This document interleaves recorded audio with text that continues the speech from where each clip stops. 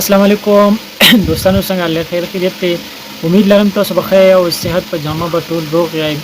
او وخت هم خطرې کې نن تاسو سره یو څو پوینټ شیر کوم ویډیو به مکمل وګورئ او غور سره به واورئ نن سبا چې کوم هر چاته هارت اٹیک کیږي او هغه مطلب فرست ایډ کور ولور نه کی نو هسپتال ته چې سور رسي نو هغه ته کوم مسله هغه ډیره زیاته شوی نو د دې باره کې نن زه تاسو سره یو وړي کوم ویډیو شیر کوم تاسو به ویډیو غور سره وګورئ او که ویډیو خوښ هم شول نو مخکې خپل ملګرو سره هم شیر کړئ څنګه چې تاسو ته پته ده چې نن سبا چې د هارت اٹیک بیماری چې دا ډیره زیاته شوې ده نو زه چې تاسو ته کوم سمپټمز ښیم چې دا کوم کس ته راغلل نو تاسو به هغه کس لا مطلب فرست ایډ به تاسو څنګه کوئ په ټول ناول راځو د سمپټمز طرف ته چې کوم کوم سمپټمز دي د هارت اٹیک چې انسان باندې وشي نو ټول ناول چې دی هغه ته به چست پین وي صحیح ده پسینه به ډیر زیات دړي خاص کر د زړه طرف چې دی هغه باندې به ډیر زیات دړي او دیم نمبر کې چې دا کنه نو هغه د ګس لاس طرف ته چې دی کنه د ګس لاس طرف نه چې دی مطلب ځنه به دا پین شروع شي برته صحیح ده او دریم نمبر باندې چې دی کنه نو هغه ته به ډیر زیاته خوله راځي صحیح ده څلورم نمبر باندې چې دی هغه ته چې دی د هارت بیټ چې دی دا به ډیر زیات شي پنځم نمبر باندې چې کوم پوینټ ته هغه ته به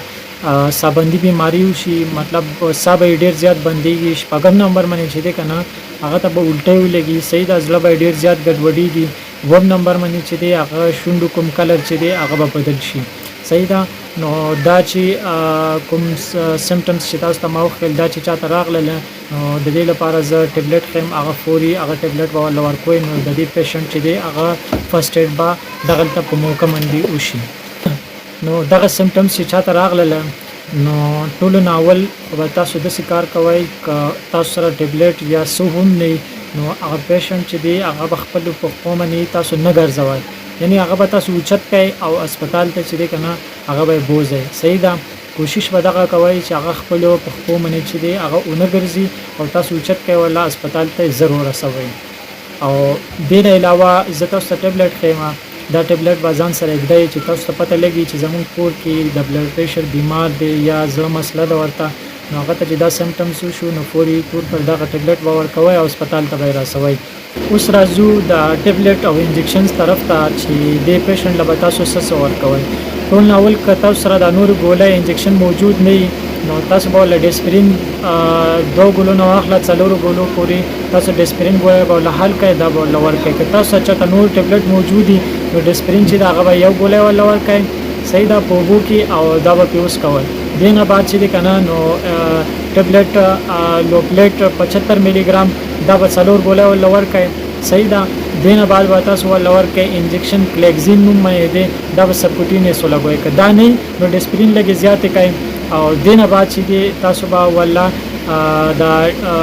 انجکشن ټابلیټ چې دی دا ول دا سمپټمز ورته راغلل دا ټابلیټ او انجکشن چې دی دا به ورته دغه کوي ورکه صحیح ده دینه بعد به ډایرکټ هسپتال ته ریفر کوي صحیح ده نو د کې به ټیم نه اړوي ډایرکټ په هسپتال ته بوځي نو دا ټابلیټ او انجکشن چې تاسو کور کې موجود دي نو د دې پیشنټ چې دی نیم چې دی هغه فرست ایډ تاسو کور کې وکړ نو د چې هسپتال ته رسیدل ته بل دومره مسله نه بیا صحیح ده او که تاسو لا ویډیو خوښ شي صحیح ده نو مخکې شیر کړئ صحیح ده او زما یوټیوب چینل لینک چې دی هغه هم په کمنټ کې دی نو زما یوټیوب چینل سبسکرایب کړئ ټول مننه